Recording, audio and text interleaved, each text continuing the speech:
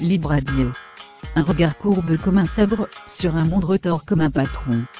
www.libradio.org. La radio qui aiguise les lames, et qui étête les corps.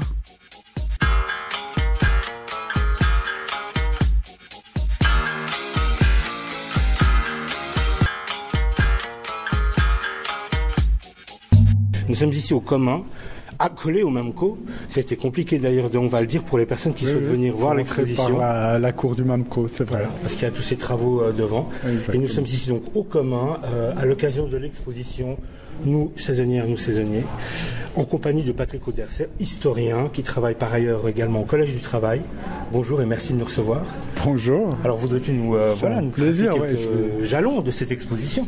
Alors c'est une exposition effectivement qui a été initiée par la ville de Genève, organisée par les archives contestataires, le Collège du Travail et le collectif curatorial Rosa Brux. Et l'idée c'est de rendre hommage aux saisonniers et saisonnières, de rappeler en fait à quel point ils ont contribué au développement de Genève et de rappeler quelles ont été leurs conditions de vie et de travail souvent difficiles, qui ont engendré beaucoup de souffrance pour eux ou pour leurs proches.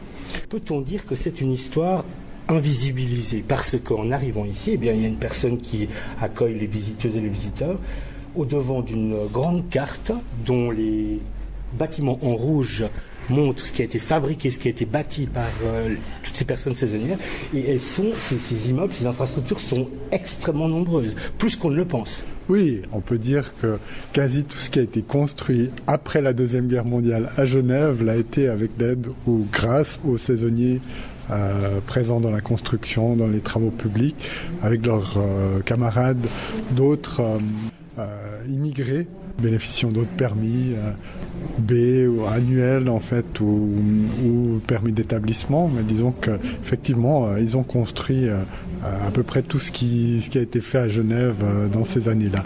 Et cette carte qui a été constituée par Emily Gleason, qui est une illustratrice que beaucoup de gens connaissent à Genève pour ses travaux magnifique, et Jeanne Gillard et Nicolas Rivet qui sont des membres de Rosa Brux qui ont fait les recherches documentaires, historiques pour pouvoir contribuer à rendre visible ce travail des saisonniers. Il y a un espace où des livres se trouvent, notamment, ça va nous permettre de citer quelques partenaires, notamment Interphoto, dont on salue le travail de photographie politique, ou en tout cas engagé, qui depuis 76, je crois, depuis très longtemps maintenant, s'engage effectivement pour témoigner de la réalité des travailleurs, travailleuses, des luttes sociales menées à Genève.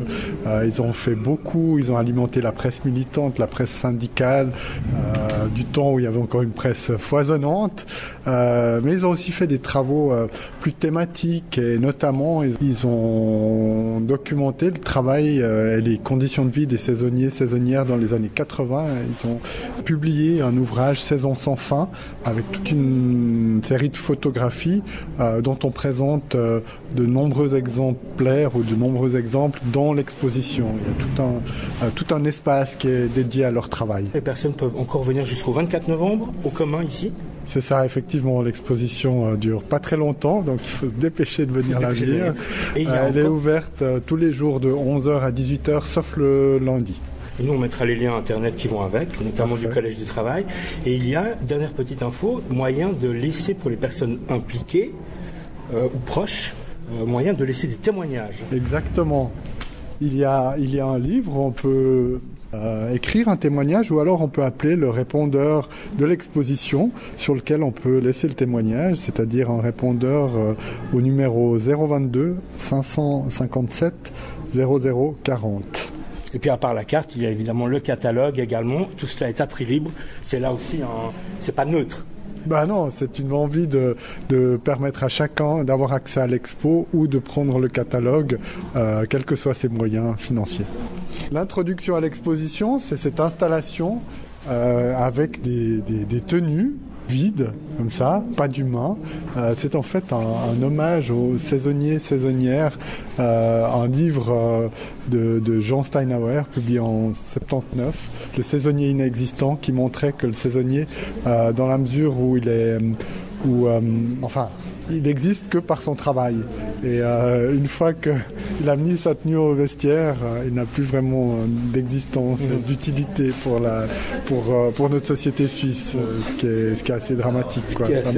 La manière dont il est traité. Merci beaucoup Patrick Ouderset. Alors nous invitons évidemment toutes les personnes qui ont écouté ces paroles à venir à cette exposition. On peut encore le dire, il y a des expositions commentées qui sont possibles. Et pour cela, il faut s'inscrire ou est-ce qu'on vient à certaines dates ? Alors le samedi à 11h, il y a des visites guidées publiques gratuites sans inscription. Et dernière question, as-tu eu déjà des retours de personnes concernées ? Oui, alors tous les jours, en fait, il y a des saisonniers, saisonnières, des personnes issues de l'immigration qui, en fait, dans l'exposition, racontent leurs propres expériences en voyant les photos, en voyant les documents. Et puis pour en finir, cette histoire invisibilisée, est-ce qu'il est selon toi extrêmement important de la faire surgir et pourquoi ? Ben oui, parce que c'est un élément essentiel de notre histoire commune qui malheureusement jusqu'ici est très peu documenté et très peu connu. Merci beaucoup. On va juste encore saluer les partenaires qui sont Rosa Brooks, le Collège du Travail et les archives contestataires. Et c'est ici donc au commun, accolé donc au bâtiment du MAMCO. Merci beaucoup Patrick. Merci à toi.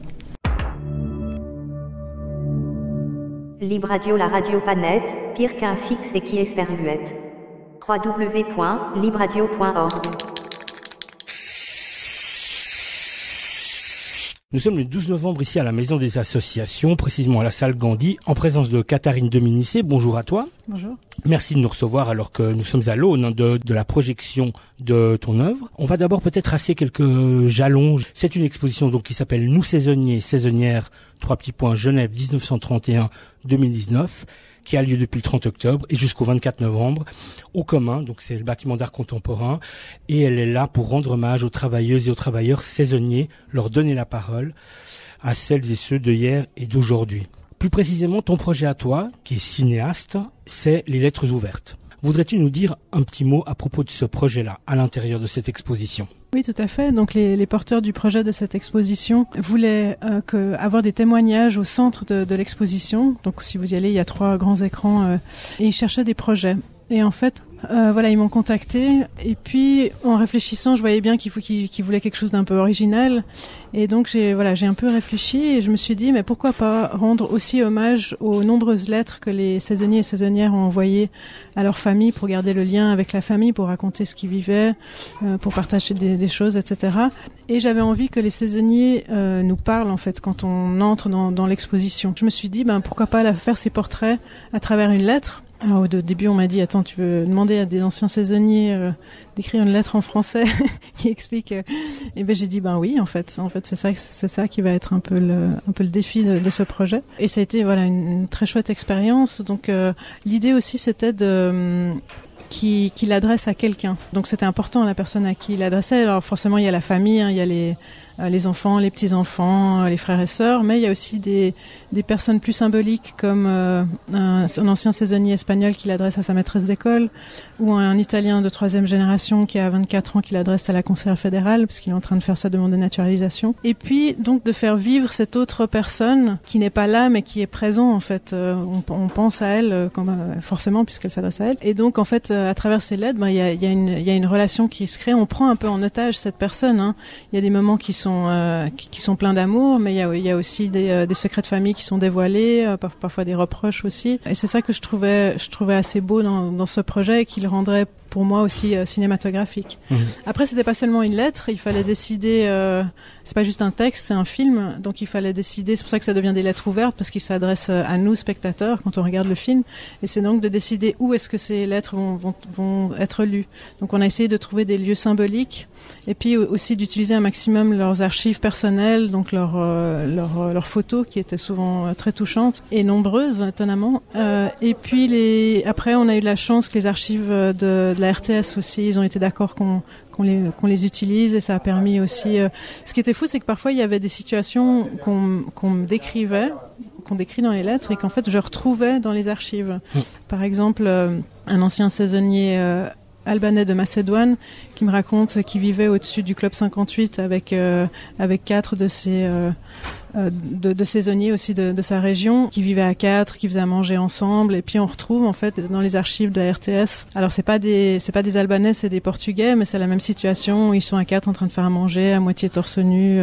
On sent qu'il y a une journée de travail qui est passée. Et je trouve que c'était assez fort en fait. Ce qui est important de dire, c'est que ça concerne toutes les communautés qui étaient saisonniers. Il y avait les Italiens, les Espagnols, les Portugais et l'ex-Yougoslavie. Par exemple, on a une Slovène, mais on a aussi deux Albanais du Kosovo et un de Macédoine.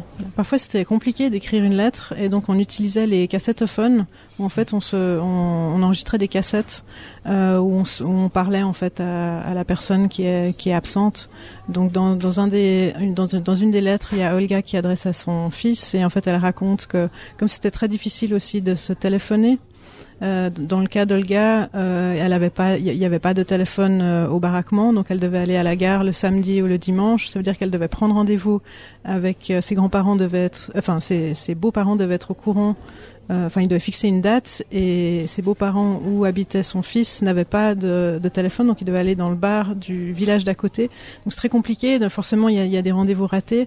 Et donc le cassettophone permet de raconter des choses, de pas trop peut-être. Il n'y a pas tout le monde qui a envie d'écrire aussi, hein. C'est un exercice d'écrire. Donc malheureusement, elle a pas retrouvé ses cassettes de son fils dans un déménagement. Ça, évidemment, je l'ai questionné plusieurs fois. Mais dans l'exposition, je sais qu'il y a une archive sonore. Bon, c'est en italien, mais où il y a quelqu'un qui, je sais plus dans quel sens ça va. Si c'est quelqu'un d'ici qui envoie une cassette ou quelqu'un en Italie qui envoie un parent saisonnier, quoi. Ouais. Alors justement, qui sont-ils ? Quelles sont-elles, ces saisonnières et ces saisonniers ? Être saisonnier, ça veut dire avoir un contrat ici et de venir 9 mois travailler pendant cette période-là. Au début, c'était beaucoup les saisonniers dans le bâtiment. En fait, ils venaient pendant la période où ils pouvaient construire et pendant l'hiver, et donc ils repartaient 3 mois au pays. Donc ça, c'était donc ça, c'est une chose. Ils pouvaient pas changer d'employeur et il n'y avait pas le droit au regroupement familial. Donc c'était essentiellement des hommes. Donc si les femmes n'avaient pas de contrat, elles devaient rester au pays. Alors parfois, forcément, elles venaient illégalement seules ou accompagnées des enfants. Alors ce qu'il faut savoir aussi, c'est que c'était beaucoup pour le bâtiment et cette loi, ces 9 mois n'ont pas changé. Mais en fait, la plupart des saisonniers, surtout ceux dans la restauration, en fait, ils restaient travailler illégalement pendant les 3 mois. C'était très clair là, avec l'employeur. Et ils risquaient beaucoup parce que s'ils se faisaient attraper, c'était plus pour leur pomme que celle de l'employeur, à mon avis. Oui, donc on peut parler là vraiment de conditions de travail extrêmement difficiles. Oui, bien sûr, oui. Oui, et puis des heures de travail, je pense notamment dans la restauration, parfois des 14-15 heures ou plus. Dans une des lettres, il y a Xim qui arrive presque comme adolescent, qui se retrouve autour de 18 ans dans un restaurant en cuisine et puis qu'après quelques jours il se dit qu'il a fait une grave erreur parce que il se retrouve à l'état d'esclave presque. Ouais. Et alors voilà, on précise, ce statut a émergé dans les années 30 et il répondait à l'époque à ce besoin de main-d'œuvre corvéable et que c'est de cette manière-là que des cohortes entières de personnes sont venues travailler dans les conditions, comme tu l'as dit, extrêmement difficiles ici à Genève. Oui, et partout en Suisse. C'est surtout après la Deuxième Guerre mondiale où il fallait construire la Suisse, les autoroutes, des grandes infrastructures comme l'hôpital à Genève, la gare, l'aéroport, etc. Enfin certaines parties. C'est vraiment leur rendre hommage parce que c'est pas assez mis en avant cette histoire et c'est eux qui ont construit une bonne partie de notre pays. Et voilà, je trouve que c'est et en fait une autre chose qui est touchante, c'est que et je pense que cette exposition, ça va permettre à certaines familles de reconstruire son histoire, de refaire son album de famille, parce qu'il y a souvent, c'est difficile de parler de conditions de travail, c'est difficile de parler d'humiliation. On a envie que ça parte, on n'a plus envie d'y penser, ou simplement on n'a pas envie d'en parler. Oui, c'est ça. Et toi-même, as-tu été confronté, lors justement de tes rencontres et des récits que l'on t'a fait, à une mémoire plutôt apaisée, ou alors une mémoire colérique encore, ou à une mémoire blessée? Une mort en souffrance. fragile. Un des saisonniers me disait, en fait, quand je parle de moi comme jeune homme saisonnier, je parle à la troisième personne. C'est comme ça que j'arrive à en parler. Olga, qui a adressé sa lettre à son fils, donc ils ont été séparés jusqu'à qu'il ait l'âge de 8 ans, ensuite il a pu venir en Suisse. Elle a vraiment hésité à faire cette lettre.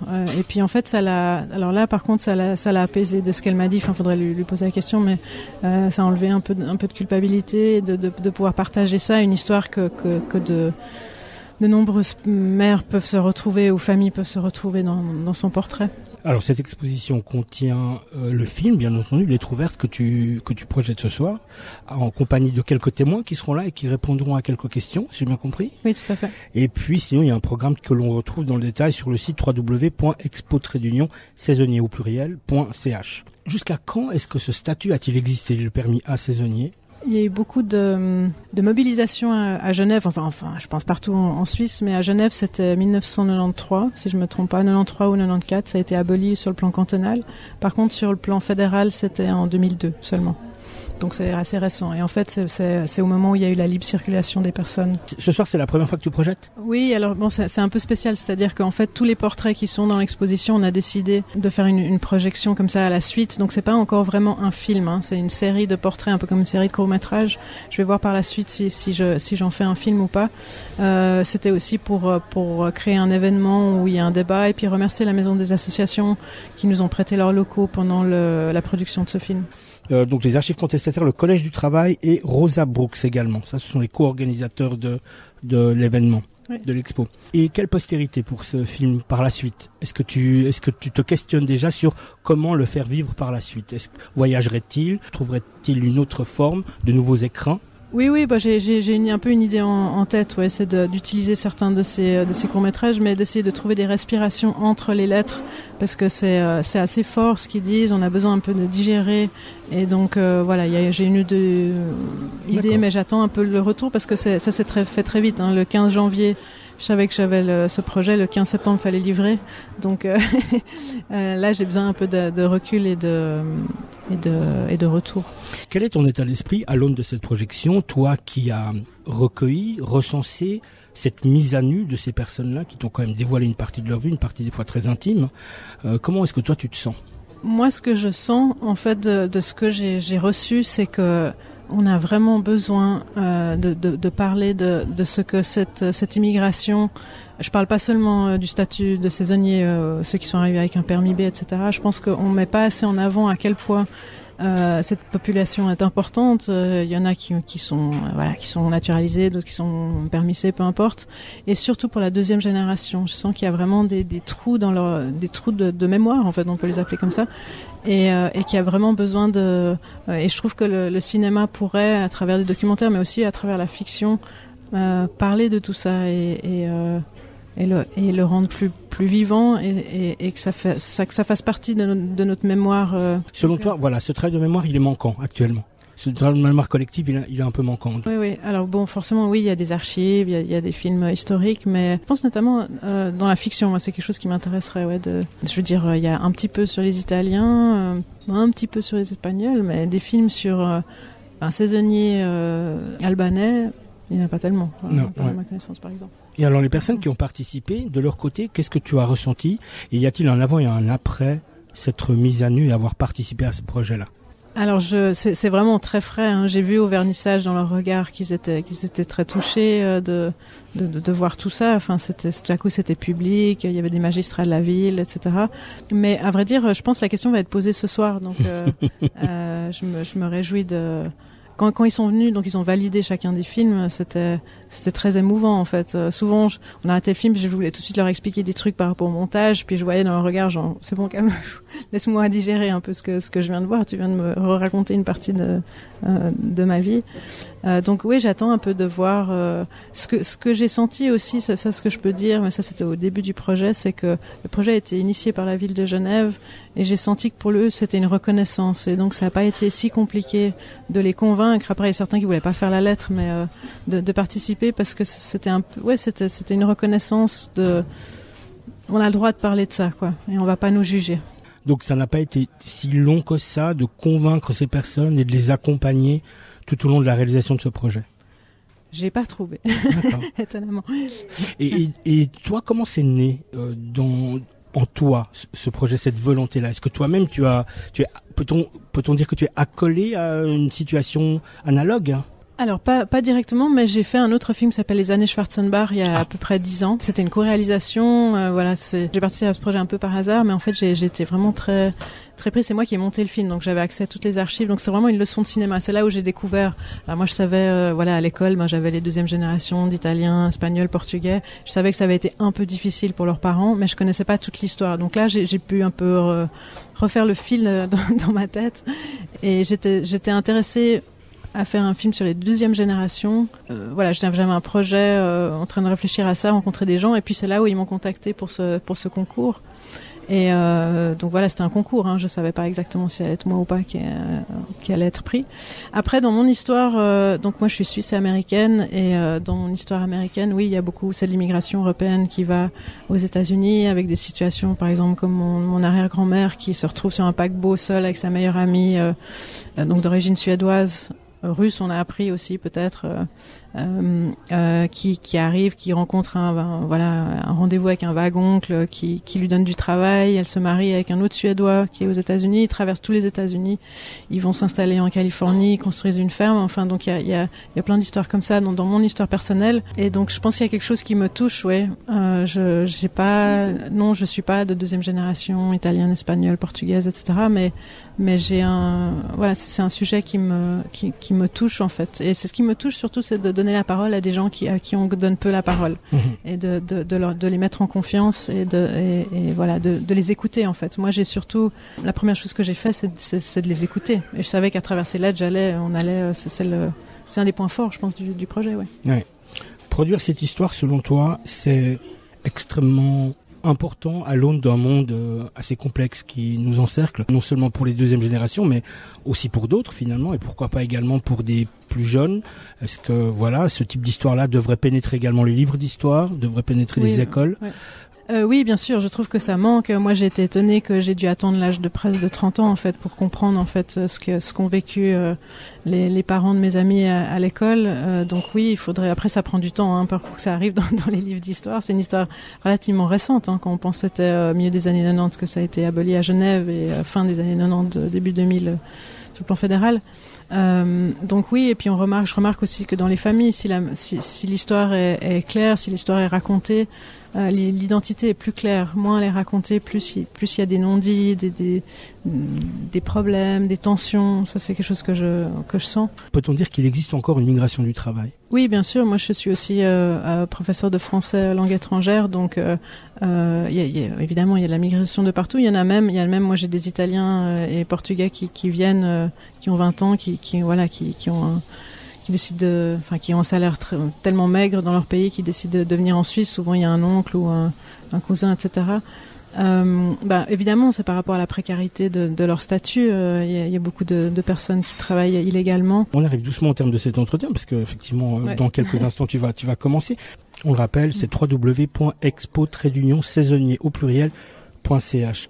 Catherine Dominici, merci beaucoup. J'aurais encore envie de te questionner pour en terminer, sur ce qu'on appelle le roman national. Est-ce que le fait de découvrir cette histoire, comme tu l'as dit, relativement sur le tard, change l'idée qu'on se fait de la fabrication d'une forme de patriotisme ou ou d'identité nationale? Est-ce que finalement ça relativise pas cette sensation-là, ce ressenti-là, en disant mais en fait on s'aperçoit très concrètement là qu'un pays est tout le temps le fruit de migrations, qu'il est fabriqué avec ces migrations-là, et est-ce que ça n'est pas là une manière de remettre en question justement ces crispations auxquelles on assiste maintenant et auxquelles on a assisté tout au long de l'histoire contemporaine? Oui, après moi j'ai beaucoup de mal avec le nationalisme. Parce que moi j'ai grandi à Genève, donc il y avait un Suisse dans ma classe, on était tous binationaux. Pour moi c'est normal le multiculturalisme, c'est plutôt qu'il faut le défendre, le maintenir, et justement de parler des différentes communautés de notre ville. Moi mon propre regard il a quand même un peu changé sur Genève. J'ai envie de continuer de parler de ça. Pour moi ça paraît des choses élémentaires. L'exposition elle s'appelle Nous, saisonniers, saisonnières, 3 petits points Genève 1931-2019. Elle a lieu au commun, donc c'est rue des Bains numéro 28, du 30 octobre au 24 novembre. C'est du mardi au dimanche de 11h à 18h, l'entrée est libre.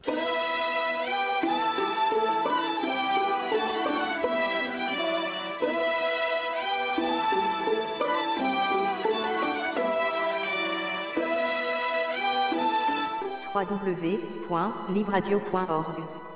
La station debout.